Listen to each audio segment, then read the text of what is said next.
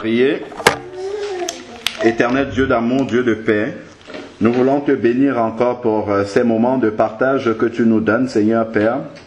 Éternel Dieu, vraiment, nous te bénissons encore pour ce rappel de ta parole que tu nous as donné au travers des échanges que nous avons pu avoir, Seigneur Dieu. Nous savons que ton aspiration telle que tu l'exprimes dans ta parole, Seigneur Dieu, c'est vraiment que le corps, Seigneur Dieu, puisse constituer une véritable famille, Seigneur Dieu, qu'au sein de l'église locale, qu'on puisse être véritablement liés les uns aux autres, Seigneur, avoir une véritable vie de famille.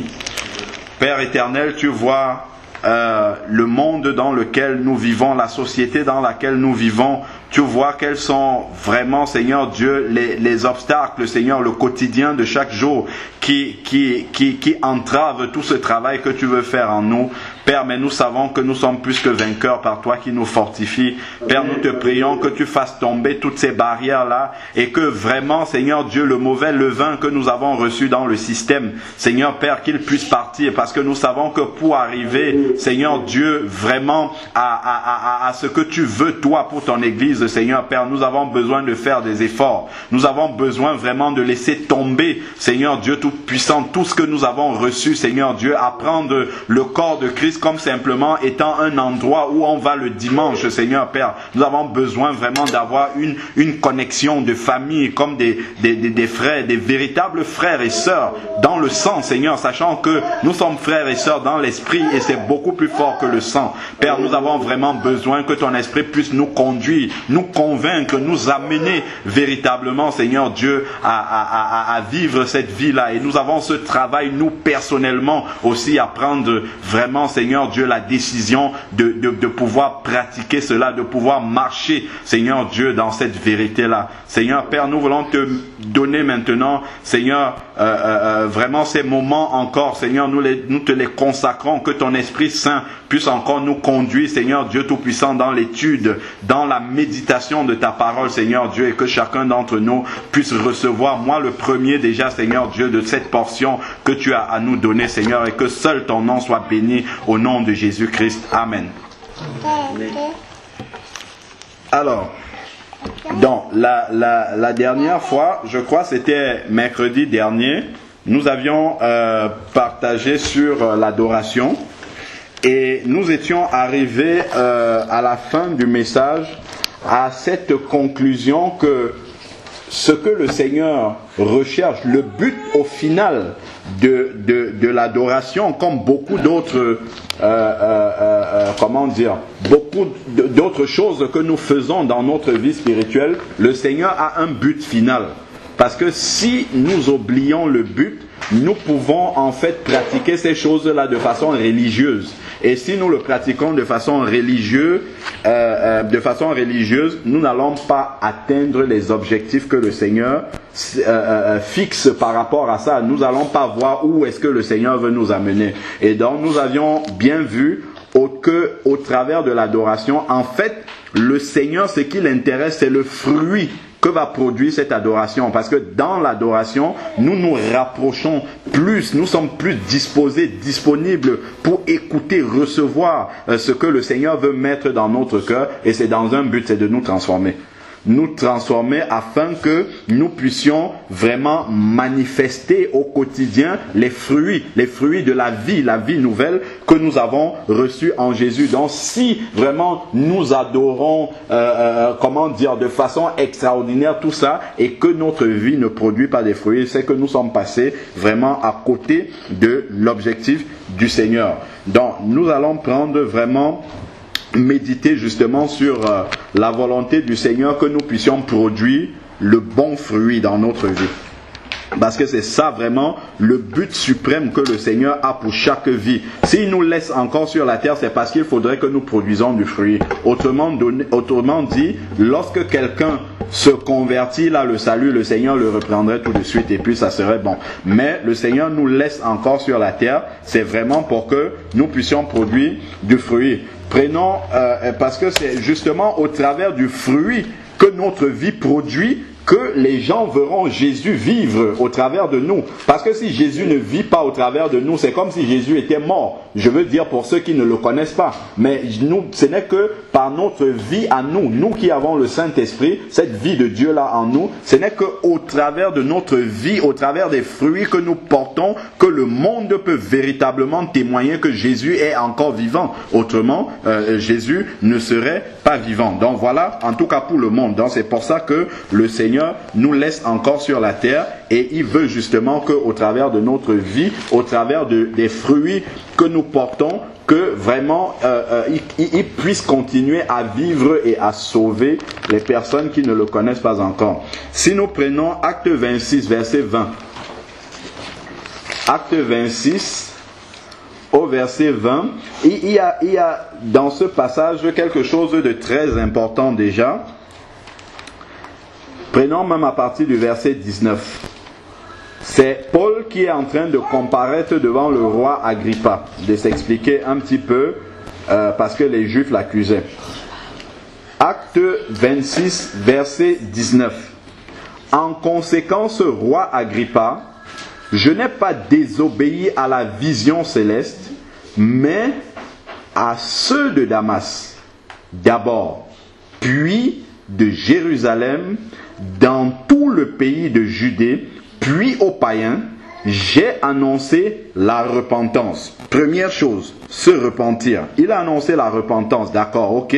Ensuite, et la conversion, non pas à une église, mais à Dieu directement. Non pas à un homme, mais à Dieu. Et c'est la suite qui va nous intéresser ici, avec la pratique des œuvres dignes de la repentance. Donc on voit bien que la repentance et même la conversion à Dieu a un but. Donc il dit avec, c'est-à-dire avec pour conséquence la pratique d'œuvres dignes de la repentance. Donc si nous nous convertissons, si nous nous repentons d'abord dans un premier temps et que nous nous convertissons, c'est vraiment pour que nous puissions pratiquer ces œuvres dignes de la repentance là, que nous puissions vraiment manifester, vivre une vie nouvelle en Christ. Sinon ça ne sert à rien du tout. C'est que on peut même se poser des questions sur notre repentance et notre vraie conversion. Notre conversion à Dieu. Donc, si véritablement nous avons expérimenté une authentique repentance biblique et que nous sommes convertis à Dieu, nécessairement notre vie doit porter des fruits. Et ces fruits-là, ici, il nous dit dans le verset 20, ça doit être des fruits dignes de la repentance. C'est-à-dire des fruits qui montrent que nous avons changé de vie. Les fruits du changement de vie doivent être manifestes en fait. Voilà, donc là déjà nous le voyons que dès la conversion, immédiatement après, il doit avoir cette transformation-là. S'il n'y a pas de transformation, on s'interroge véritablement sur l'authenticité de notre conversion. Si nous prenons maintenant Luc 13 au verset 6, enfin à partir du verset 6 jusqu'au verset 10. Luc 13.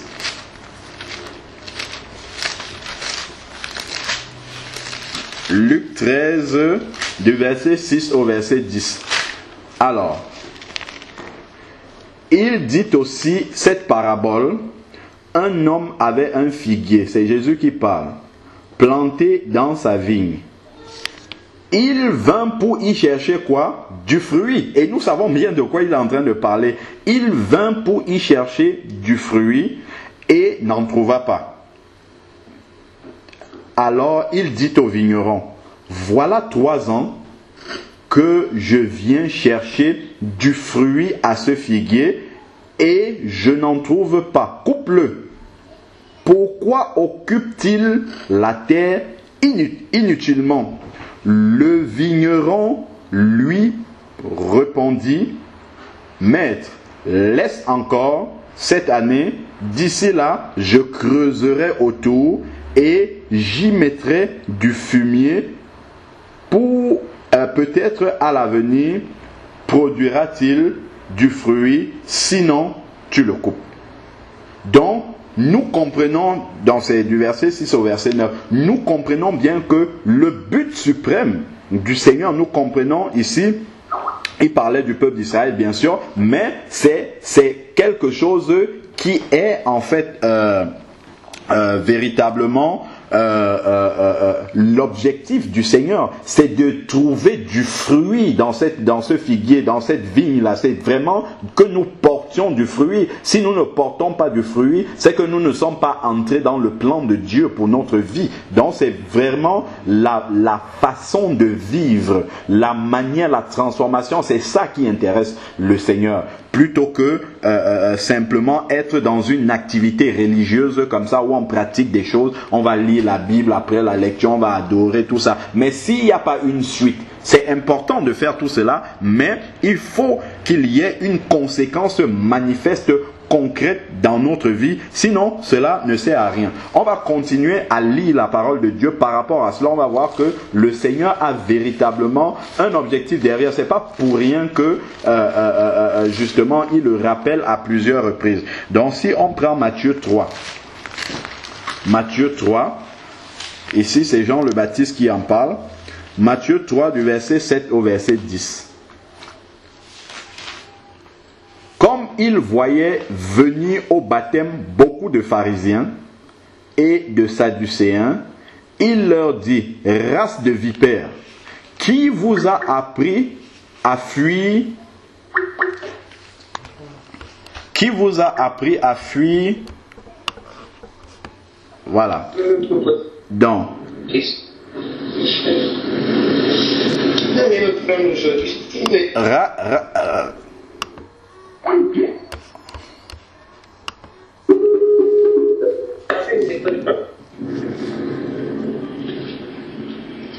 Donc, je lis Matthieu 3 du verset.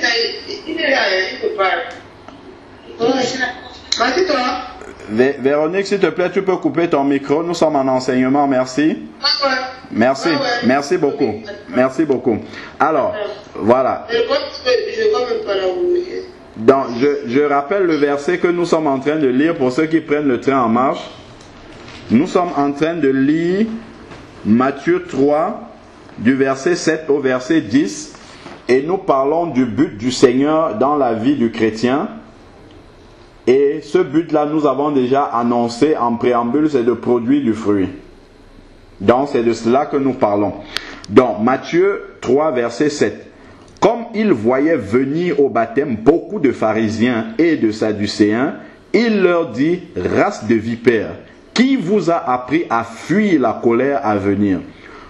Produisez donc le fruit, produisez donc du fruit digne de la repentance, et n'imaginez pas pouvoir dire: nous avons Abraham pour père, car je vous déclare que de ces pierres Dieu peut susciter des enfants d'Abraham.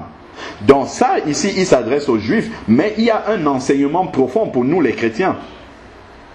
Donc je ne peux pas me borner à dire: je suis chrétien, et voilà, je suis sauvé, Dieu est bon, gloire à Dieu, et je m'arrête là. Non, ma vie doit pouvoir témoigner effectivement que je suis chrétien. Je dois produire le fruit de la repentance, et non simplement dire: je suis enfant de Dieu, comme eux ils disaient: nous sommes fils d'Abraham. Non, ma vie, quand les gens à côté me voient vivre, ils doivent pouvoir dire: celui-ci est différent de moi. Ça doit être quelque chose de visible, de palpable. Donc on n'a même pas besoin, si quelqu'un nous observe vivre, s'il peut entrer dans les détails de notre vie, il doit savoir que nous sommes différents de ceux qui n'ont pas Jésus. Sinon, c'est que notre vie chrétienne, nous ne sommes qu'une cymbale en fait qui retentit, mais il n'y a pas la réalité de la vie derrière. Donc ça, c'est vraiment important à savoir. Et quand on voit même dans Acte 11, au verset 26, où il est dit: c'est à Antioche que pour la première fois, les disciples ont été appelés chrétiens. Mais c'est qui a appelé les disciples chrétiens? Ce sont des païens, ce ne sont pas les disciples eux-mêmes qui se sont appelés chrétiens. On les a appelés chrétiens. Pourquoi? Parce qu'on avait constaté que ceux-là voulaient vivre comme Christ, leur maître. Donc, effectivement, c'est dans cette vie-là que nous manifestons que toute la différence va se produire. Voilà, donc on peut prendre maintenant Matthieu 7, toujours pareillement, là c'est le Seigneur lui-même qui parle par rapport à cela. Matthieu 7, versets 15 à 23. Matthieu 7, verset 15. Il nous dit, gardez-vous des faux prophètes. Ils viennent à vous comme des brebis, mais au-dedans ce sont des loups ravisseurs. Vous les reconnaîtrez à leurs fruits. Cueille-t-on des raisins sur des épines ou des figues sur des chardons? Tout bon arbre porte de bons fruits. Voilà, donc c'est vraiment la qualité du fruit qui montre qui est cet arbre-là. Tout bon arbre porte du bon fruit, mais le mauvais arbre produit du mauvais fruit. Un bon arbre ne peut porter de mauvais fruits, ni un mauvais arbre porter de bons fruits. Tout arbre qui ne produit pas du fruit, on revient encore là, est coupé et jeté au feu. On sait que ici derrière il parle du jugement éternel. Donc même le chrétien qui ne produit pas du fruit dans sa vie peut avoir une surprise à la fin d'être coupé pour être jeté au feu. Donc il faut que nous fassions bien attention à cela. C'est bien, nous sommes convertis, mais est-ce que notre vie concrète de chaque jour manifeste justement cette nouvelle vie-là que nous avons reçue avec le Seigneur? C'est donc à leurs fruits que vous les reconnaîtrez. Quelqu'un peut prêcher toute la parole de Dieu avec tous les dons, des miracles, tout ce qui l'accompagne, mais ce n'est pas ça qui atteste, ce n'est pas ça qui intéresse le Seigneur. Parce que le don de faire tout cela, c'est le Seigneur qui communique. Donc, si les gens devaient être jugés sur les miracles qu'ils ont accompagnés, qu'ils ont accomplis pour le Seigneur, ou sur les dons qu'ils ont manifestés, ça ne serait pas juste parce que c'est le Seigneur qui leur a donné ça. Ils n'ont rien fait de main. Donc c'est plutôt par les fruits. Quelqu'un peut prêcher comme il veut, mais dans sa vie personnelle, dans sa vie, quotidienne, est-ce que réellement ce qu'il prêche là, c'est ce qu'il vit concrètement chaque jour au quotidien? Et par rapport à ça, on doit constamment s'examiner. Nous qui prêchons la parole de Dieu en premier, l'examen doit d'abord commencer par nous-mêmes. Je continue, verset 21. Quiconque me dit Seigneur, Seigneur, n'entrera pas forcément dans le royaume des cieux. Nous sommes tous des enfants de Dieu, on crie tout le temps Seigneur ceci, Seigneur cela, mais le Seigneur nous prévient bien que nous n'entrerons pas tous dans le royaume des cieux, mais celui-là seul qui fait la volonté de mon Père qui est dans les cieux. C'est-à-dire celui-là seul qui marche véritablement dans la crainte de Dieu de façon permanente. Je crois que c'est dans 1 Jean 2 là-bas qu'il va dire celui qui marche dans la lumière est mutuellement en communion avec le Seigneur. Donc pour véritablement garder cette présence de Dieu dans notre vie quotidienne, il faut vivre dans la lumière, c'est-à-dire vivre dans la conscience que notre vie, nous la passons devant le Seigneur, pas devant les hommes. Donc lui qui connaît toutes choses, c'est lui qui va juger cette vie-là. Donc c'est dans 1 Jean 1 verset 5. Voici le message que nous avons entendu de lui et que nous vous annonçons. Dieu est lumière, il n'y a pas de ténèbres, il n'y a pas en lui de ténèbres. Si nous disons que nous sommes en communion avec lui et que nous marchons dans les ténèbres, nous mentons et nous ne pratiquons pas la vérité. C'est-à-dire que si nous marchons avec Dieu et qu'il y a des zones d'ombre dans notre vie et que lorsque nous sommes en dehors du regard peut-être des frères, des sœurs, ainsi de suite, nous avons un comportement différent, ça veut dire que nous ne sommes pas dans la vérité. Mais si nous marchons dans la lumière, marcher dans la lumière, c'est marcher dans la conscience permanente que Dieu voit tout ce que je suis en train de faire. Donc, marcher dans la transparence. Donc, et forcément, si ma vie est étalée comme un livre devant Dieu et que je marche quotidiennement avec cette conscience-là, ça veut dire que devant les bien-aimés, devant les frères et sœurs, forcément, il n'y a rien à cacher. Tout est lumière, en fait. Donc, et ensuite, ici, là, il dit, nous sommes en communion les uns avec les autres. Et le sang de Jésus, son Fils, nous purifie de tout péché. Dans le texte grec, c'est continue à nous purifier.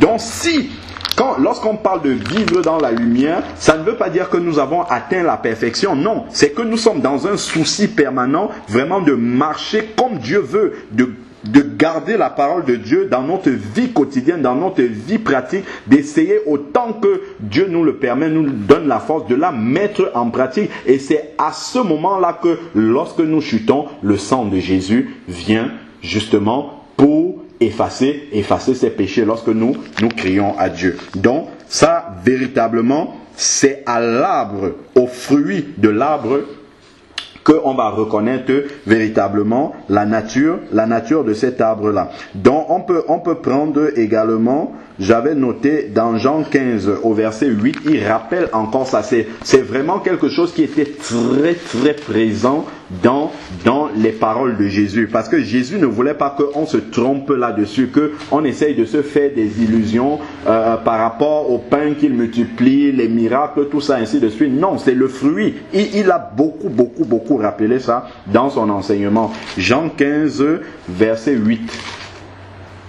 Jean 15, verset 8, il dit « Mon Père est glorifié en ceci, que vous portiez beaucoup de fruits, et vous serez mes disciples. » Donc si la vie de quelqu'un justement ne porte pas des fruits, si les gens ne peuvent pas rendre témoignage de notre vie, ça veut dire que nous ne sommes, en fait, si on nous appelle disciples de Jésus, nous usurpons un titre. Il faudrait que les païens surtout, parce qu'on a bien dit que dans Acte 11, 26, ce sont les païens qui ont donné le nom chrétien aux disciples. Donc si les païens ne peuvent pas rendre témoignage de notre vie, c'est qu'il y a un problème. Ça veut dire que nous ne sommes, comme le verset 10 là, verset 8 de Jean 15 est en train de dire, c'est que nous ne sommes pas des disciples de Jésus. Il faudrait que les gens puissent, quand je dis les gens, je parle des païens surtout, puissent rendre témoignage de notre vie.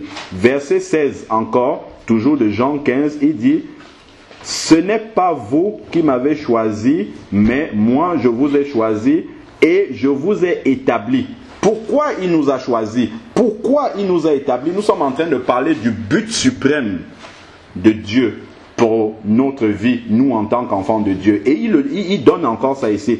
Il dit, ce n'est pas, je lis Jean 15, verset 7, ce n'est pas vous qui m'avez choisi, mais moi je vous ai choisi et je vous ai établi afin que, c'est-à-dire avec pour but que, avec pour conséquence que, voilà mon but dans votre vie, vous alliez, première chose, il faut aller, tu peux t'enfermer tous les jours dans une chambre, tu pries Dieu du matin au soir, du soir au matin.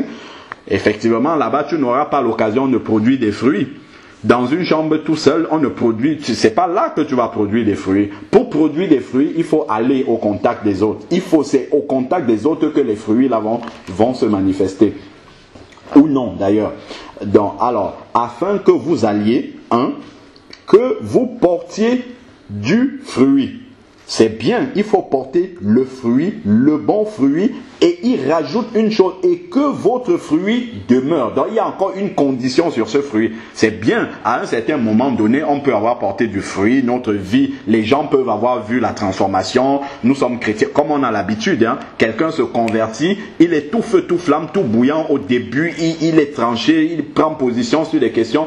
Quelques années après, vous le voyez, complètement à plat, complètement, parce qu'il a commencé à faire des compromis sur beaucoup de choses et il retourne à ce qu'il a vomi. Et donc il était sorti du péché, de l'impudicité, de toutes ces choses et il commence progressivement, en fait ça vient tout doucement, on commence à relativiser des vérités de la parole de Dieu, des choses qu'au moment de la conversion on était strict par rapport à ça, et puis au fur et à mesure, on commence à lâcher. Moi, je vois par exemple, quand je venais de me convertir, j'étais très tranché, par exemple, lorsque je marche en route, respecter les feux rouges des piétons, tout ça, j'étais très tranché, je respectais ça. Mais après, à un moment, j'ai commencé à relativiser. C'est récemment quand le frère Serge m'a repris dessus, quand on était en train d'évangéliser dans la rue, je dis, mais oui Seigneur, oui que j'ai commencé à négliger ces choses-là, alors que ça fait partie de la sanctification.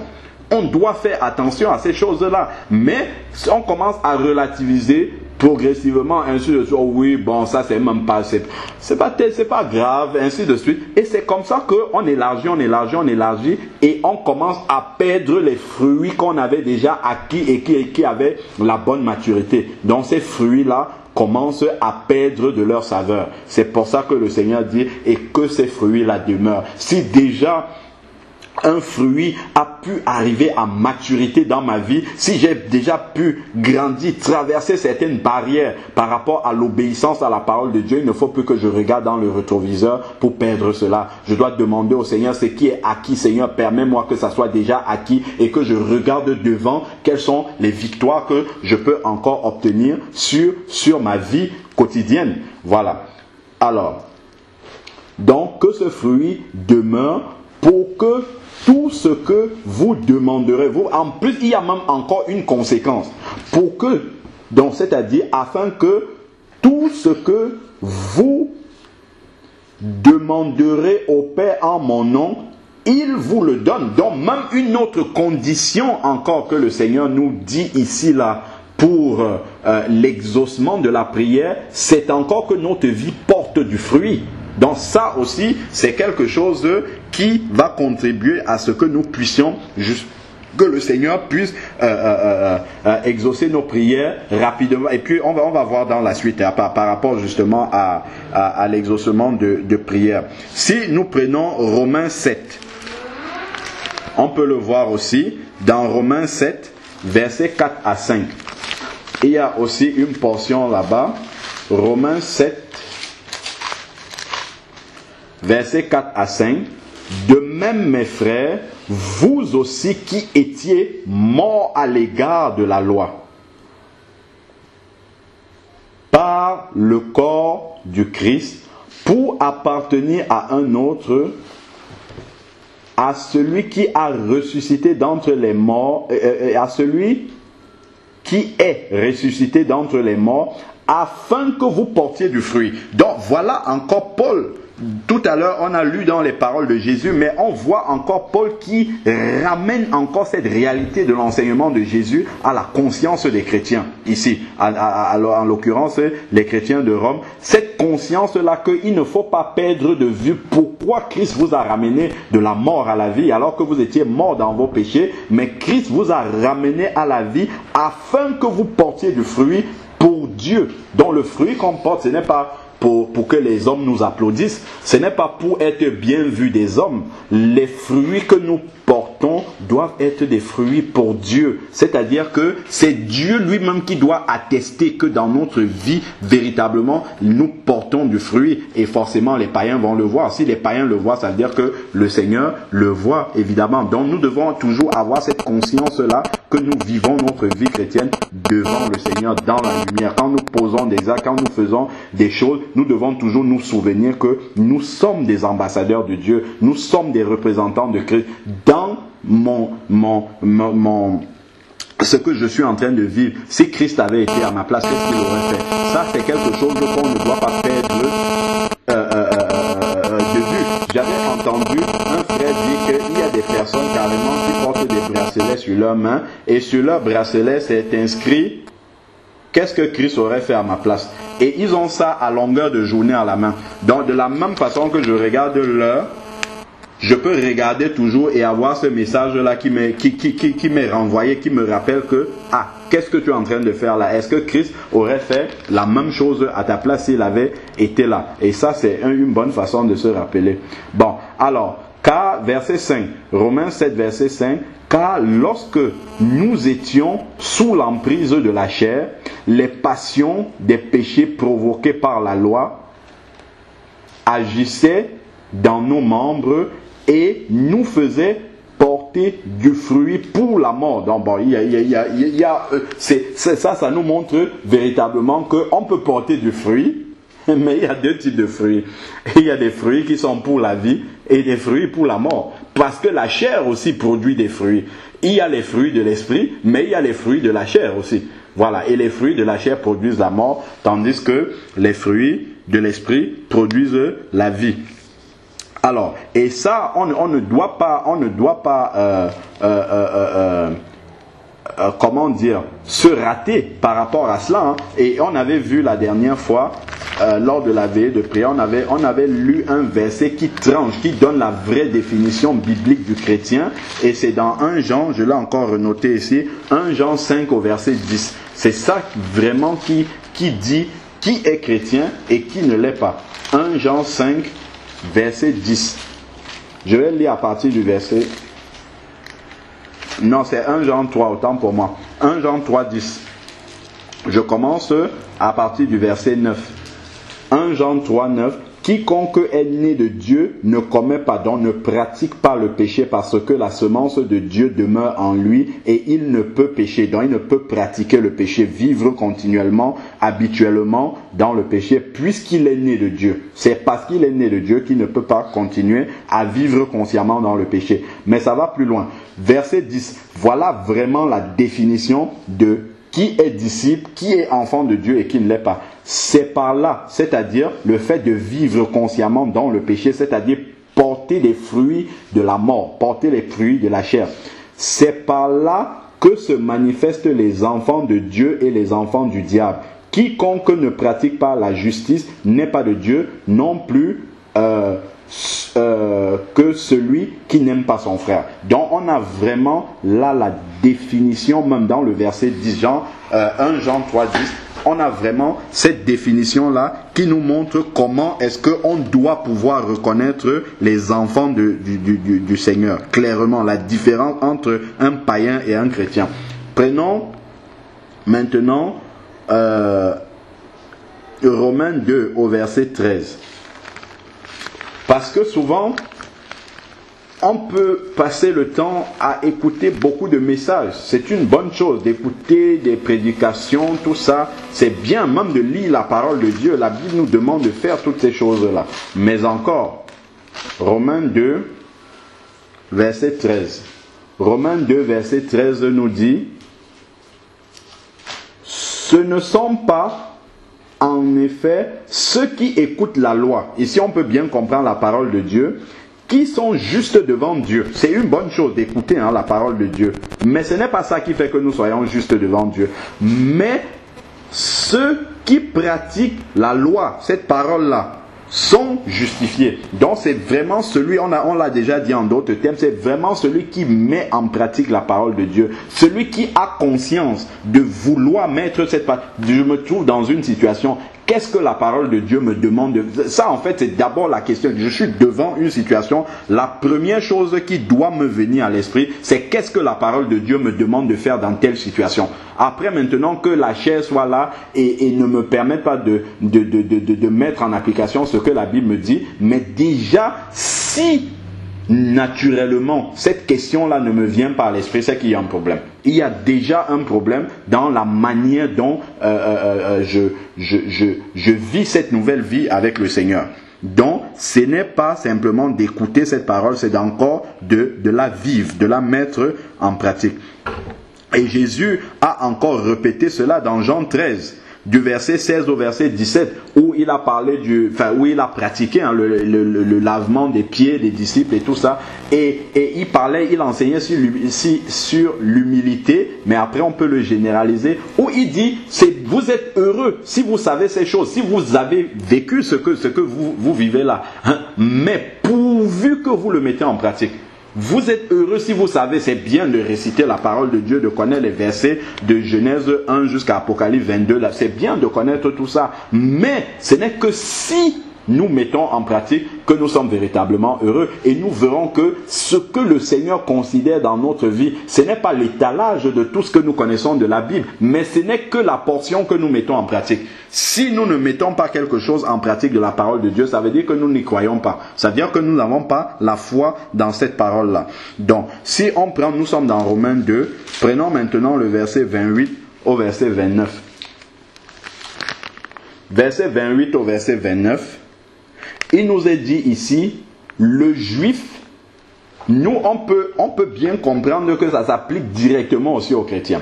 Le juif, ce n'est pas celui qui en a les apparences. Le juif, ce n'est pas celui qui en a les apparences. Et la circoncision, ce n'est pas celle qui est apparente dans la chair. Verset 29, mais le juif, c'est celui qui l'est intérieurement, et la circoncision, c'est celle du cœur, selon l'esprit et non selon la lettre. La louange de ce juif ne vient pas des hommes mais de Dieu. Ce passage-ci est fondamental, surtout justement dans les temps que nous vivons. Parce que nous pouvons nous y tromper. Nous allons rencontrer une sœur, quand on va voir la manière dont la sœur se présente, c'est bien, c'est biblique, la sœur a son voile, elle a la longue robe, tout ce qu'il faut, elle n'a pas de bijoux, tout. On va dire, mais voilà la vraie. Si on se limite à cette appréciation-là, on va se tromper lamentablement. C'est ce que cette parole-là est en train de nous dire ici. Il ne faut pas se tromper là-dessus. Il faut véritablement que la circoncision vienne d'abord du cœur, c'est-à-dire qu'à l'intérieur, que la vie de Dieu soit présente en abondance, tellement abondante dans notre cœur qu'elle déborde sur l'extérieur. Et là maintenant à l'extérieur, on peut voir le débordement de ce que nous avons déjà à l'intérieur. Et ça doit nous permettre vraiment d'avoir un regard plus spirituel sur les choses. C'est bien d'arriver dans une assemblée où toutes les sœurs sont voilées, puisque maintenant tout le regard est sur les sœurs.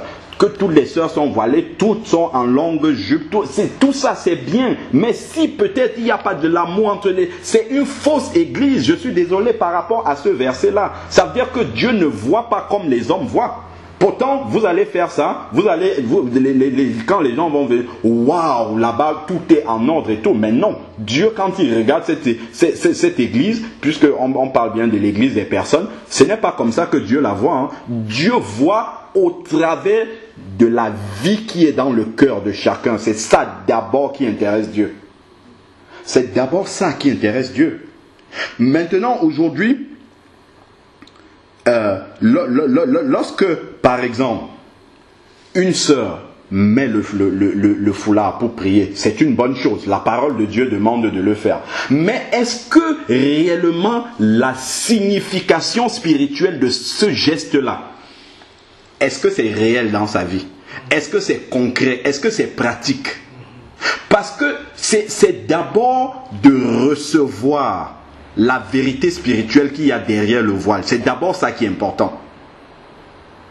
Est-ce que réellement, si la sœur est mariée, est-ce qu'elle est soumise réellement à son mari? Est-ce que véritablement elle considère que le mari est son autorité, non pas autoproclamée, mais nommée par la parole de Dieu, c'est-à-dire nommée par Jésus lui-même? Est-ce que la sœur en est consciente? Mais si moi je regarde avec un regard d'homme, j'enseigne la parole de Dieu et je vois les gens mettre le voile, moi je serais content parce que les gens obéissent.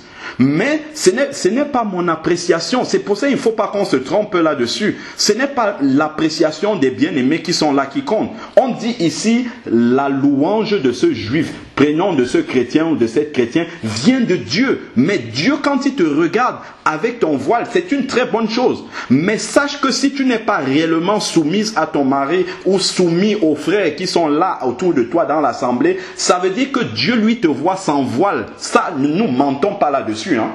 Il ne faudrait pas qu'on se mente là-dessus. Les hommes te voient avec le voile, mais Dieu te voit sans le voile. Parce que pour lui, ce n'est pas une vérité. C'est même de l'hypocrisie en plus. Donc ça, c'est quelque chose qui est très, très important. Le commandement de Dieu, c'est quelque chose qui se reçoit d'abord dans le cœur. Seigneur, j'accepte parce que tu m'as demandé d'être soumise à mon mari et aux frères, parce que ça va jusque là aussi. Je l'accepte parce que c'est toi qui dis. Si tu dis ça, ça veut dire que c'est bon pour moi.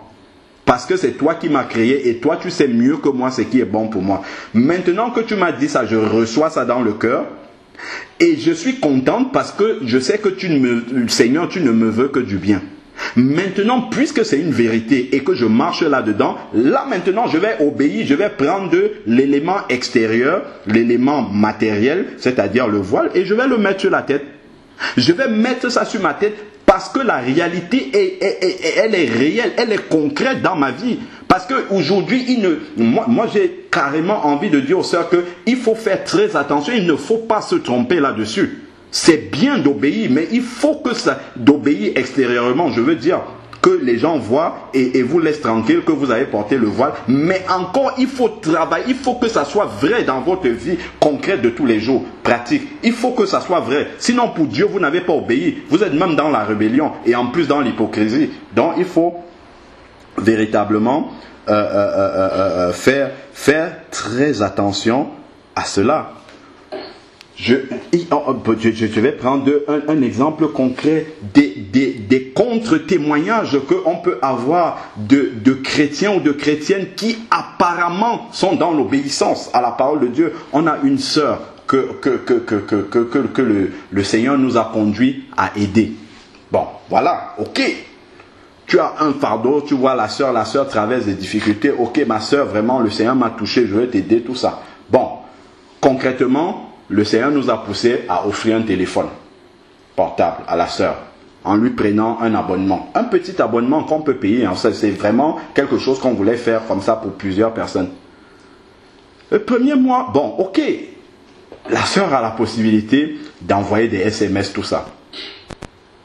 Quand je regarde le décompte des SMS de la sœur, elle en a fait plein, c'est bien, c'est illimité. Mais même un SMS pour demander à mon frère comment tu vas, comment va ta famille, rien. Bon, ok, c'est pas grave. Mais la sœur commence à faire des hors forfaits. Ok, la sœur a fait un bon, bien hors forfait, largement au-delà. Le premier mois, j'appelle la sœur, je lui dis, bon, vraiment, ma sœur, voilà, la sœur commence à taper la bouche, elle s'explique tout ça et tout. Mais je dis à la sœur, elle dit, je vais venir te donner le supplément. Mais c'est pas l'argent qui m'intéresse. Il faut comprendre qu'on a un devoir de témoignage. Imagine-toi si c'était à un païen. Le païen devait nous mettre, nous tous les chrétiens là-dedans. Il allait dire, mais regarde comment ces chrétiens-là se comportent. Donc toi tu penses que c'est une question de quelques sous, c'est pas une question d'argent, mais rends-toi compte que Jésus est mort pour toi, pour que ta vie soit transformée. Tu ne peux pas faire ça à un frère que tu dis que tu aimes. Bon, ok, d'accord, c'était un accident. Ok, ça passe. Le mois d'après, la sœur fait pire encore que le premier mois. Mais ce qui, moi, me fait mal, c'est non seulement le témoignage de Jésus, mais que la sœur ne prenne pas l'initiative avant de m'appeler pour me dire, bon voilà mon frère, vraiment c'est encore arrivé, ainsi de suite, vraiment pardonne-moi. Mais non, la sœur va attendre que je vois que... Mais je dis, mais il y a un problème, nous sommes des enfants, mais il y a un problème. Je ne doute pas, la sœur est chrétienne, oui c'est vrai. Mais quel témoignage alors maintenant? La sœur parle en langue, elle traduit. Ce ne sont pas ces dons-là qui vont faire quelque chose, qui vont impressionner, mais... concrète, et la sœur s'habille bien, elle se présente bien, comme on veut là. Mais regardez sur quelque chose de palpable, de concret comme ça ne ment pas. Il faudrait que nous fassions très attention, très attention. La sœur va me dire, oui, ok, je te ramène l'argent. Je lui ai encore dit pour la deuxième fois, ma sœur, ce n'est pas une question d'argent. Ce n'est pas une question d'argent, c'est une question de témoignage de Jésus. Si c'est un païen qui t'avait aidé comme ça, aujourd'hui, je viens me présenter devant lui, où je vais l'entendre dire que voilà comment les chrétiens marchent, voilà comment les chrétiens font, alors que c'est toi seul, toi là, c'est à cause de toi que le nom de Jésus maintenant est blasphémé. Qu'est-ce qui s'est passé? Ok, quand j'ai dit comme ça, la sœur a dit oui, pardonne-moi tout ça. Mais la sœur n'est pas venue me donner de l'argent. Moi, ça aurait été moi, on me dit comme ça, j'aurais insisté pour que la personne prenne l'argent, pour lui montrer vraiment que ça me dérange. Je me serais déplacé pour venir rencontrer mon frère ou ma sœur que j'ai peiné comme ça physiquement, pour lui dire vraiment, je te demande pardon, même comme elle a demandé, mais c'est pas parce que je te dis, c'est pas l'argent qui compte, que tu vas dire, bon, ok, ben, tout va bien. C'est là qu'on voit vraiment la profondeur de la sainteté de l'esprit des gens. Parce qu'on peut porter le nom chrétien, mais mes bien-aimés, je pense déjà que sur les affaires qui touchent un peu l'argent, on peut tester vraiment si les gens sont véritablement chrétiens. Ma femme dit souvent ça. Elle dit souvent, si tu veux vraiment voir si quelqu'un est chrétien, il faut que des affaires d'argent vous réunissent un peu et on va voir. Ça, c'est très important. Sachant que quand nous posons des actes, c'est le nom de Jésus avec tout ce qu'il a sauvé qui, derrière, peut être blasphémé. On va lire un verset même par rapport à cela. Il y a encore beaucoup d'autres exemples que j'ai comme ça. Une fois, j'arrivais au travail là-bas. Je suis en train de passer, de sortir du métro. Il y a une femme qui vient, qui me bouscule, qui me demande si elle peut passer avec moi. Bon, je lui dis, non madame, ça me dérange de passer avec vous. Ok, je passe. La dame est passée avec quelqu'un d'autre. Mais ça m'embêtait de la laisser comme ça sans aller lui dire pourquoi. Donc je m'approche, donc je lui dis voilà, je suis chrétien, vraiment, ça m'embête vraiment de le faire. Moi j'aurais bien voulu vous aider. Hein. Habituellement quand j'ai du temps, si je ne suis pas pressé, j'achète un ticket à la personne si je peux et je lui donne le ticket. Et donc je dis à la dame vraiment ça m'embête de passer parce que je suis chrétien et j'ai des principes, je peux pas le faire. La dame rigole, elle est contente, elle me dit moi aussi je suis chrétien et chrétienne. Moi je serais rentré dans mes chaussures. C'est vrai qu'elle aurait pu me dire, elle aurait pu vraiment prendre cette attitude-là, de dire, ouais, vraiment mon frère, c'est pas que c'est quelque chose qui ne peut jamais nous arriver. Oui, ok, les circonstances de la vie peuvent faire que ça arrive. Mais quand tu es dans cette situation-là, tu ne te mets pas sur le podium pour dire que tu es chrétien. Tu vas dire à ton frère, vraiment, moi-même je suis chrétienne, mais voilà, je suis dans telle situation, vraiment je sais que c'est pas normal. Mais non, ce n'était pas ça l'attitude. Pour elle, il n'y avait pas de problème. Tu vois, et c'est ça qui est un problème. C'est ça qui est un problème. C'est ça dont ces fruits-là qui doivent marquer la différence entre celui qui est véritablement né de Dieu, enfant de Dieu, qui porte du fruit, et celui qui est simplement un païen ou un religieux. C'est là on doit avoir cette différence-là. J'ai encore toujours des contre-témoignages comme ça que j'ai mentionné ici. C'est un pasteur. C'est un frère qu'on avait reçu ici qui vient du Cameroun qui nous a témoigné ça. Un pasteur, je l'ai entendu prêcher une fois. Prêche sur la sanctification, vraiment. Quand tu l'écoutes prêcher, tu as envie de dire Seigneur, je n'ai même pas encore commencé à avancer. Ok, c'est la vérité, c'est bien.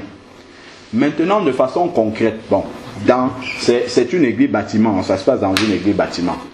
Donc, l'assemblée a décidé de donner un salaire à celui. Il n'est pas le pasteur principal de l'assemblée. C'est un pasteur qui venait donner un coup de main comme ça aux frères qui étaient là et tout. Bon, ils ont décidé de lui donner un salaire à la fin du mois parce que bon, le frère n'avait pas de moyens, tout ça. Maintenant, ils ont décidé de faire ça par virement bancaire. Celui qui s'occupait du virement bancaire s'est trompé. Il a mis, je ne sais pas où c'était, combien, 60 000 francs CFA de plus que ce qu'il devait envoyer. Il s'est trompé sur le montant du virement bancaire. Le pasteur en question, il reste tranquille. Il reçoit ce supplément. Mois après mois, il ne va pas signaler. C'est l'argent des frères de l'assemblée. Hein. Il ne va pas signaler. Non, vous m'envoyez un peu plus que ce que on avait décidé ensemble que vous deviez me donner chaque mois. Il laisse passer, ça passe. Un jour, il commence à avoir des trous dans la caisse et tout, on s'interroge, ainsi de suite. Et après, maintenant, le frère qui gérait la trésorerie commence à vérifier dans les sorties d'argent et tout. Après, il voit des virements qui passent chaque mois et il voit que mais c'est le virement qui passe à ce frère pasteur-là. Mais il y a des sous en trop. Il était tellement dépassé que ça vienne de quelqu'un comme ça. C'est pour ça que c'est bien, on prêche la parole, tout ça. Mais est-ce que concrètement, notre esprit devant le Seigneur, est-ce que nous sommes saints d'esprit devant le Seigneur? C'est ça que le Seigneur va voir à la fin. C'est bien de prêcher des beaux messages, c'est le Seigneur qui inspire tout ça. Mais concrètement, à la fin, c'est le fruit que nous produisons dans notre vie que le Seigneur va regarder. Je vois encore l'assemblée dans laquelle nous sommes sortis là. Bon, ils ont une grande salle. Comme la salle est tellement grande, nous sommes en région parisienne, le loyer est tellement cher aussi. Alors, qu'est-ce qu'ils font? Ils partagent le loyer avec d'autres assemblées qui viennent se réunir en dehors des heures où l'assemblée principale se réunit. Bon, qu'est-ce qui s'est passé? Les frères qui viennent se réunir là, la deuxième assemblée, donc ils ont leur quote-part du loyer à prendre en charge. Ils ont accumulé une dette de plusieurs mois de loyer et ils sont partis sans dire au revoir aux frères. Vous vous rendez compte? Toute une assemblée, un pasteur à la tête, ils sont partis en laissant des dettes, non pas à des païens, mais à leurs frères chrétiens. Ils sont partis et ils sont sûrement en train de prier Dieu quelque part. Mais ça, je ne sais pas si, quand nous posons des actes comme ça, si nous nous rendons même compte de quel Dieu nous servons, ce Dieu de sainteté là, c'est comme ça que les enfants de Dieu se conduisent. Ça, moi, je ne sais pas. Je ne sais pas. Après, oui, on va prier, on va chanter en langue, on va faire des trucs. Oui, c'est bien tout cela. Mais concrètement, qu'est-ce que ça produit dans ta vie? Ça, c'est une autre question, ça. Nous étions dans Romains 2 et on va voir un verset justement ici, là, Romains 2, verset 23 à 24. Il dit, toi qui te fais une gloire de la loi, de la parole de Dieu, toi qui te fais une gloire de la parole de Dieu, tu déshonores Dieu par la transgression de sa parole, de sa loi. Voilà le verset 24 là qui m'intéresse. Car le nom de Dieu, à cause de vous, est blasphémé par les païens. Ainsi qu'il est écrit. Donc, les païens, quand ils voient ça, ils blasphèment le nom de Dieu. Parce que, qu'est-ce qu'ils vont faire? C'est qu'ils vont commencer à proférer des injures contre les chrétiens. Et si ils insultent les chrétiens, c'est Dieu qu'ils sont en train d'insulter. Parce que c'est Dieu qui nous a régénérés. Donc, voilà comment les païens se retrouvent logiquement, avec de très bonnes raisons, à blasphémer le nom de Dieu à cause de nous, à cause de nos écarts. C'est bien. Nous pouvons adorer de toutes nos lèvres, de façon extraordinaire, parler en langue, interpréter tout ce que nous voulons. Ça, ce n'est que de l'engrais en fait. C'est de l'engrais que nous sommes en train de mettre autour de l'arbre, afin que ça produise du fruit. Le Seigneur, lui, à la fin, c'est le fruit qu'il veut voir. Si la qualité du fruit n'est pas celle que le Seigneur veut, on coupe l'arbre et on le jette, parce qu'il ne produit pas, il n'atteint pas le but que le Seigneur s'est fixé. Nous pouvons cuisiner avec de l'huile de cuisson qui coûte même 50 € le litre. Nous pouvons cuisiner du poisson qui coûte 500 € le kilo. Et manger dans des cuillères en or. Servir nos hôtes dans des cuillères en or, sur des plats en or avec des cuillères en diamant, des verres en cristal. Tout ça c'est bien. Mais si le repas que nous avons préparé n'est pas appétissant, je vous assure que vos invités ne vont pas manger ça. Même si tout autour là, c'est fait de façon extraordinaire à frapper l'œil, ils ne vont pas manger. De la même façon, si le fruit que nous avons, peu importe tous les dons que nous manifestons, ainsi de suite, spirituels, si le fruit que nous portons n'est pas l'authentique fruit que le Seigneur veut voir dans notre vie, il nous mettra de côté. Et nous aurons des surprises par rapport à cela. C'est la même chose. Là, on parle de l'adoration, des dons que nous pouvons manifester. C'est la même chose pour le jeûne. C'est bien. La parole de Dieu nous demande, nous devons jeûner, et ainsi de suite. C'est une bonne chose. Nous pouvons jeûner tous les jours de l'année si nous voulons. Nous pouvons faire les jeûnes d'Esther, là, 3 jours à sec, toutes les semaines, ainsi de suite. C'est bien si nous avons le courage de le faire. Mais si au travers de ces jeûnes-là, notre vie concrète, pratique de tous les jours n'est pas transformée, nous perdons notre temps. Ce n'est que de la religion que nous sommes en train de faire. Ce n'est que de la religion. Regardons, c'est très simple. Comparons aux musulmans. Les musulmans pratiquent le jeûne 1 mois, toutes les années. C'est quelque chose que moi je trouve très courageux. Mais est-ce que vous avez déjà pour autant vu un musulman changer parce qu'il jeûne 1 mois dans l'année? Jamais, ils sont toujours les mêmes. Après, ils multiplient année après année ces jeûnes-là, mais ils ne sont jamais transformés, ils sont toujours les mêmes. Mais nous devons avoir une différence claire entre les musulmans qui, eux, n'ont pas l'Esprit de Dieu et nous qui avons l'Esprit de Dieu. Si les jeûnes que nous pratiquons a le même effet dans notre vie que le jeûne des musulmans, ça veut dire que nous ne sommes pas réellement en train de jeûner ou bien nous ne sommes pas dans l'Esprit que le Seigneur veut. Nous n'atteignons pas le but que le Seigneur veut au travers du jeûne. Donc, et cet exemple-là doit nous faire réfléchir, cette comparaison-là par rapport aux musulmans, l'islam est une religion, mais la foi chrétienne n'est pas une religion. C'est une vie nouvelle en Christ. Voilà pourquoi le Seigneur n'est pas resté dans le ciel là-bas pour dire, bon, ok, je vous aime, débrouillez-vous. Non, il aurait pu envoyer le message par un prophète, par Jean-Baptiste. Jean-Baptiste aurait pu prêcher ce que Jésus a prêché. Mais non, Dieu s'est manifesté dans la chair humaine, en Jésus, pour descendre vivre cette vie, pour nous montrer pratiquement, concrètement, comment est-ce que les choses doivent se passer. Donc, c'est une vie nouvelle qui doit nous transformer effectivement. Donc, nous devons comprendre que lorsque nous jeûnons, regardons ce qui se passe. Lorsque nous jeûnons, nous assujettissons la chair par rapport à la nourriture. Nous disons à cette chair-là qui nous réclame la nourriture, toi tu vas te taire, tu vas obéir, je t'ordonne de te taire et de ne pas réclamer, ou même si tu réclames la nourriture, je ne te donne pas. Donc, nous maintenons notre chair dans l'obéissance, dans l'impuissance. Mais pourquoi est-ce qu'on le fait? Ce n'est pas une grève de la faim. Les autres, les musulmans ou les autres religions, ils le font un peu comme une grève de la faim. Ils le font simplement en supprimant des repas. Mais pour nous, nous sommes en train d'assujettir la chair. Et qu'est-ce que ça aura pour conséquence? Ça veut dire que si nous réussissons à assujettir la chair dans le domaine de la nourriture, c'est un entraînement par lequel Dieu nous fait passer pour que nous puissions assujettir cette même chair dans d'autres domaines où elle veut s'exprimer, la chair. Si on n'a pas compris ça, on peut passer le temps à jeûner, mais on est toujours les mêmes personnes. Ça veut dire qu'on le fait dans un esprit religieux et non dans un esprit spirituel. Enfin, je me répète même, et non de façon spirituelle, en atteignant les buts que Dieu veut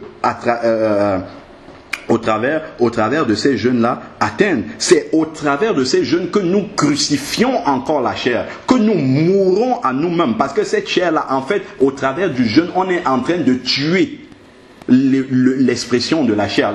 La chair ne doit plus s'exprimer. On la maintient dans l'impuissance. Donc si après, au travers de tous ces entraînements par lesquels le Seigneur nous fait passer, si nous n'arrivons pas à assujettir notre chair dans d'autres domaines, la colère, tous ces trucs-là, ainsi de suite, ça veut dire que nous ne comprenons pas le but du jeûne. Moi, je suis malheureusement souvent déçu de voir que nous avons encore dans notre pratique du jeûne la mentalité de l'Ancien Testament. Ils jeûnaient pour demander des biens matériels au Seigneur.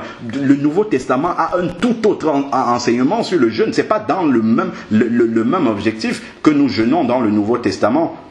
Si nous avons besoin de biens matériels, le verset est bien clair. Faites savoir au Seigneur en tout temps, pas des prières et des supplications, vos besoins. Le Seigneur nous donnera ça en temps choisi. C'est lui qui décidera du moment où c'est bien pour nous, il nous donnera. Mais le jeûne, c'est pour autre chose. C'est pour mourir à nous-mêmes d'abord. C'est vraiment pour maintenir cette chair-là dans l'assujettissement. Et on doit voir la manifestation pratique dans notre vie de chaque jour. On doit voir comment notre chair est morte. Là où je réagissais avant de façon vraiment brutale, de façon, incontrôlée, je dois pouvoir me contrôler au fur et à mesure parce que j'ai appris dans le jeûne à maîtriser ma chair, à maintenir ma chair dans la soumission.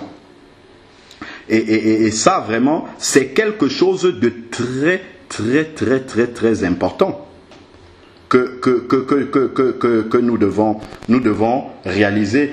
Comprenons bien une chose par rapport au jeûne toujours. Lorsque nous jeûnons, ce n'est pas Dieu qui change.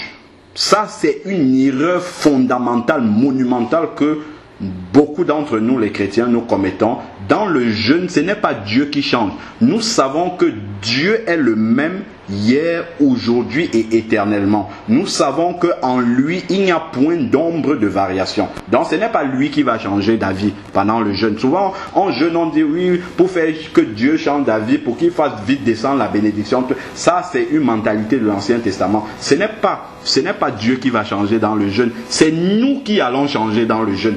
Dieu est toujours le même. S'il devait accorder la bénédiction, il va toujours l'accorder. Mais maintenant, qu'est-ce qui va se passer dans le jeûne?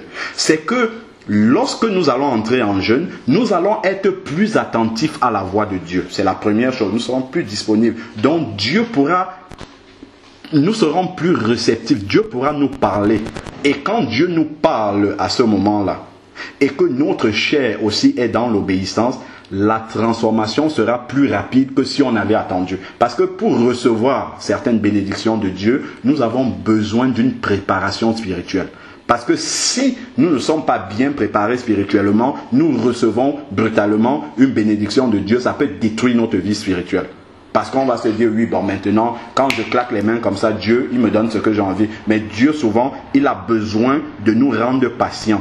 Et maintenant, au travers du jeûne, cette transformation-là, Dieu peut la faire plus facilement en nous à ce moment-là. Et c'est ça qui va faire en sorte qu'il va nous juger plus rapidement prêts pour nous accorder cette bénédiction-là. Mais nous, on va croire que c'est à cause de notre jeûne que vraiment il a donné cette bénédiction. Si c'était ça, véritablement, ça deviendrait du marchandage et nous ne serions plus dans la grâce. Parce que la définition même de la grâce, c'est quoi? C'est une faveur imméritée. Si maintenant je dis, j'ai obtenu telle chose du Seigneur parce que j'ai jeûné, ça veut dire que je l'ai obtenu par une œuvre. Or, c'est par grâce que je vais l'obtenir. Donc, Dieu me donne ça, je n'ai pas mérité du tout. Mais Dieu me donne par grâce. Mais comme j'ai pris le temps dans le jeûne de me préparer, donc Dieu m'a rendu, il m'a brisé, il m'a transformé, il m'a rendu beaucoup plus rapidement prêt pour recevoir cette bénédiction que si j'avais attendu longtemps. Donc Dieu ne change pas, c'est nous qui changeons. Donc, et ça, c'est quelque chose d'important. Ça, on parlait de l'adoration tout à l'heure, mais le jeûne aussi a un but de transformer notre vie pour que le fruit soit manifeste dans notre vie. C'est aussi le but de cela. Sinon, nous entrons dans une religion et il n'y a aucune différence, les satanistes jeûnent, il n'y a aucune différence entre nous et les païens. Les musulmans par exemple, enfin, ceux qui jeûnent et d'autres religions, il n'y a aucune différence. Si on ne voit pas la manifestation justement de la chair qui meurt dans notre vie, c'est de la religion. Et ça, nous devons faire bien attention à cela. Le Seigneur a mis un ensemble d'outils, de pratiques comme ça dans la foi chrétienne pour arriver à un même but que nous avons lu dans beaucoup de versets là. Ce même but là, c'est produire du fruit. C'est ça. Dieu n'a pas besoin qu'on entre mortifier notre chair en nous privant de nourriture pour nous donner une bénédiction. Il n'a pas besoin que nous méritions cela. Il va donner. Mais le problème n'est pas là. Mais c'est qu'au travers du jeûne, il a un travail à faire dans notre vie. Il a un travail dont la conséquence va être le fruit pratique. C'est pour ça qu'il faut que nous passions par là. Ce n'est pas pour obtenir des choses. Voilà. Donc, et à cela, il faut bien voir que, comme on l'a déjà mentionné, la foi chrétienne, c'est une vie nouvelle. Cette vie nouvelle-là que nous obtenons par le Saint-Esprit. C'est le Saint-Esprit qui fait la différence entre la foi chrétienne et toutes les autres religions qui existent. Et c'est le Saint-Esprit qui va apporter la vie, justement, là où il y a la mort. C'est le Saint-Esprit qui produit la nouvelle naissance, déjà. Donc, il faut, comme Jean 16 nous dit, la conviction de péché. Le Saint-Esprit, Jean 16, 8, a été donné pour convaincre de péché, de justice et de jugement. Donc, le Saint-Esprit qui va convaincre quelqu'un de péché, et la personne va donc se repentir, accepter Jésus, et ce Saint-Esprit va venir habiter dans son cœur et produire donc la nouvelle naissance. Et là, cette vie nouvelle va commencer. Donc, c'est parce qu'il y a le Saint-Esprit dans la foi chrétienne qu'elle est totalement différente de toutes les autres foi qui existent sur la terre. Mais ce Saint-Esprit vient dans une vie pour produire le fruit du Saint-Esprit. Sinon, c'est pour rien que c'est là.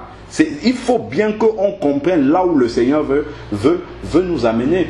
Quand nous regardons, par exemple, j'avais noté le verset là, dans Genèse 2, au verset 7. Lorsque Dieu a créé Adam, Adam était là, il a soufflé dans les narines d'Adam. Et il nous a dit, alors là, Adam a reçu la vie, il a commencé à vivre parce que Dieu lui avait insoufflé ce souffle de vie. En fait, il a reçu la vie. Et ça, c'était déjà l'image. Nous savons que l'Ancien Testament est l'ombre des choses à venir. Donc, Adam qui recevait la vie comme ça, c'était déjà l'image de la vie nouvelle que les enfants de Dieu allaient recevoir en Jésus-Christ après. Et quand on voit dans Luc 1,35, où il est dit, le Saint-Esprit est venu couvrir Marie, et puis Jésus est venu au monde, nous savons que le fait qu'il soit né du Saint-Esprit, Jésus étant venu accomplir toute la vie du disciple, lorsque le Saint-Esprit vient sur Marie, c'est déjà l'image de la nouvelle naissance pour le disciple. Au travers de la vie de Jésus, c'est l'image de la nouvelle naissance. Et après, on voit dans Jean 20, Jésus qui souffle sur ses disciples, il dit « Recevez le Saint-Esprit ». C'est là où les disciples passent véritablement de la mort à la vie. C'est là où ils reçoivent la vie. Donc la foi chrétienne, c'est une vie nouvelle. Donc s'il n'y a pas la pratique de cette vie-là, c'est une foi morte comme toutes les autres religions qu'on voit. Donc on peut se tromper en faisant beaucoup de choses, en ayant tout un apparat extérieur, en lisant la Bible. Moi je jeûne. Dernièrement on était au Cameroun, il y a un frère là qui avait... il est décédé maintenant, qui jeûnait beaucoup, faisait peut-être 85 jours de jeûne par an, tout ça. Je vois des frères qui sont en train de discuter, qui sont dans cette assemblée. Ah oui, tel jeûne, tel nombre de jours par an, tel jeûne. C'est une concurrence? Non. On perd de... C'est comme si c'était un diplôme. Non. Il faut combler. C'est quoi? Bon, ok, d'accord, c'est bien, il jeûne comme... Dans sa vie concrète, est-ce que la sanctification de cette personne-là, est-ce qu'elle grandit? Ça, c'est un test véritable. Sinon, on a perdu de vue le but que le Seigneur a dans chaque vie. Donc, c'est pour ça, tout ce que le Seigneur met dans la vie chrétienne, on a lu aujourd'hui et il ne faut pas qu'on se trompe là-dessus. L'objectif, c'est que nous produisons du fruit. Lorsque nous obéissons, ce n'est pas pour plaire comme ça que les hommes voient autour de nous que nous avons obéi, mais c'est pour que concrètement, peu importe là où je suis, que je sois au travail, que je sois à la maison, que je sois dans le supermarché, que le fruit soit manifeste véritablement dans notre vie. Voilà pourquoi Jésus va dire, mes paroles sont esprit et vie. Et vie, et vie. Et si cette parole-là ne s'incarne pas, ne devient pas vie concrètement en nous, c'est que nous sommes à côté des objectifs du Seigneur, à côté. Donc, il faut véritablement que chaque chose que nous faisons en Christ, que nous ayons cette vue-là du fruit que le Seigneur souhaite au bout de cette vie-là. Sinon, nous sommes passés à côté. Ça, c'est vraiment important. Et le Seigneur m'a mis à cœur vraiment que nous puissions lire là-dessus. Et je vais finir par Romains 8 au verset 6 pour juste vraiment clôturer encore en nous rappelant que c'est vraiment ça l'objectif du Seigneur dans notre vie. Romains 8, verset 6. Avoir les tendances de la chair, c'est la mort. Avoir celle de l'esprit, c'est la vie et la paix. Dans ta version, c'est quoi, Ligenson? Romains, oui. Et l'affection de la chair, c'est la mort, tandis que l'affection de l'esprit, c'est la vie et la paix. Amen. L'affection de la chair, c'est la mort, tandis que l'affection de l'esprit, c'est la vie. Donc, si le Saint-Esprit vient en nous véritablement, c'est pour apporter la vie nouvelle. Et on ne peut pas parler de vie simplement dans les mots. La vie se vit, j'ai envie de dire ça comme ça. La vie se manifeste, elle se pratique normalement. Donc ça doit être manifeste, ça doit être concret. On doit, après avoir lu la Bible, fermer la Bible maintenant et dire, bon ok, maintenant ces commandements-là sont dans mon cœur. Je sors maintenant, comme il a dit, allez et produisez du fruit et que ce fruit demeure. Maintenant que j'ai reçu cette parole-là, je sors. Et puis je vais voir maintenant cette parole-là qui était avant papier, passer maintenant, comment dire, s'incarner au travers de ma façon de faire, au travers de ma façon de vivre. Donc, vraiment que le Seigneur nous garde par rapport à cela. On n'a pas le temps, je voulais lire 1 Corinthiens 3 pour vraiment montrer qu'à la fin, là, qui nous parle du jugement de Christ et tout ça, à la fin, vraiment, ce sont ces fruits-là que le Seigneur va passer au travers du feu pour voir est-ce que les fruits que tu as produits sont les fruits que le Seigneur attend. Même dans les actes que nous posons, ce que nous faisons, même pour le Seigneur, tout ça, le Seigneur tient compte aussi des motivations que nous avons derrière. Est-ce que nos motivations sont pures? Est-ce que nos motivations sont saines? Est-ce que nous le faisons vraiment pour la gloire de Dieu, ou bien parce que nous voulons une quelconque reconnaissance des hommes? Est-ce que nous voulons obtenir une faveur des hommes, que les hommes nous voient bien? Toutes ces choses-là, ce sont des choses, si nous faisons des choses dans cet objectif-là, Dieu va consumer tout ce que nous faisons. Tout, ça n'aura aucune valeur devant lui, aucune. Mais si nous le faisons vraiment par amour pour Dieu, et forcément Dieu nous met l'amour pour les bien-aimés qui sont autour de nous, c'est là que vraiment le fruit authentique du Seigneur va se manifester dans notre vie. Et là, nous aurons la vie en abondance que le Seigneur nous a donnée. Et cette vie-là ne peut que déborder et aller sur les autres. Quand les gens seront en contact avec vous, ils sauront que non, celui-ci, ce qu'il fait là, c'est vraiment quelque chose qu'il fait de façon... Comment dire, il est vraiment dans la lumière par rapport au Seigneur. Il le fait vraiment pour Dieu. Il n'y a aucun calcul derrière. Son esprit est saint par rapport à Dieu. Il n'y a pas j'essaye de le faire pour tel but derrière, ainsi de suite. Il n'y a pas de calcul derrière. Il le fait, Dieu l'a mis à cœur. Il fait simplement parce que Dieu lui met à cœur de le faire. Et c'est dans cet objectif-là, dans cette démarche-là, en fait, que nous devons être perpétuellement lorsque nous vivons notre vie chrétienne, toujours devant le Seigneur. Éternel Dieu Tout-Puissant, Père, nous voulons te bénir encore pour ta parole que tu nous as donné de partager. Seigneur, merci parce que tu nous rappelles encore les objectifs que tu nous as fixés lorsque tu nous as sauvés, Seigneur Père. L'objectif que tu nous as fixé, c'est vraiment que nous allions et que nous portions beaucoup de fruits. Du bon fruit, Seigneur Dieu, pour toi, et que cela demeure jusqu'à la fin. Père, nous sommes là, ce n'est pas comme si nous avons déjà remporté le prix, mais nous marchons encore. Nous essayons, souvent nous trébuchons, nous tombons, Seigneur Dieu Tout-Puissant, mais nous te remercions parce que ta main puissante est là pour nous relever. Éternel Dieu, nous te confions chacune de nos vies.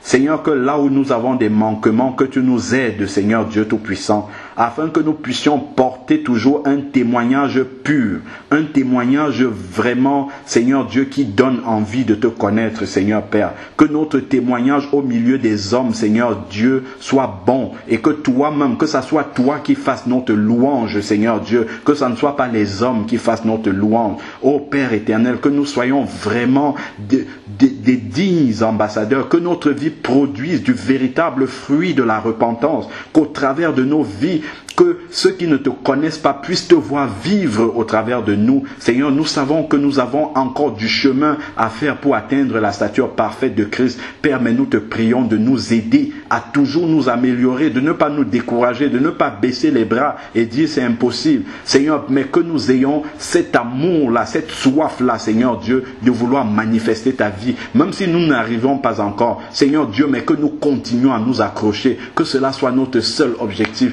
Peu importe ce qui se passe à gauche, à droite, Père, que nos yeux soient centrés uniquement sur toi, Seigneur Père, et que nous continuions à marcher sur cette route, Seigneur Père, sur ce chemin étroit que tu as tracé jusqu'à la vie éternelle. Nous te bénissons, nous te rendons grâce. Bénis également mes frères et sœurs qui sont là, qui écoutent ce message, et ceux qui vont écouter ce message, Père, et que tu le révèles encore davantage, Seigneur, profondément dans les cœurs. Tu nous as rappelé vraiment ton objectif suprême pour chacune de nos vies, Père, que nous produisons du fruit, que cela ne s'éloigne pas de notre cœur, que cela ne s'éloigne pas de notre pensée, que nous produisons des fruits, non pas pour cette terre, Seigneur Dieu Tout-Puissant, mais que nous nous amassions des trésors dans le ciel, là où la teigne et les voleurs ne peuvent pas l'atteindre, Seigneur, au nom de Jésus-Christ. Amen.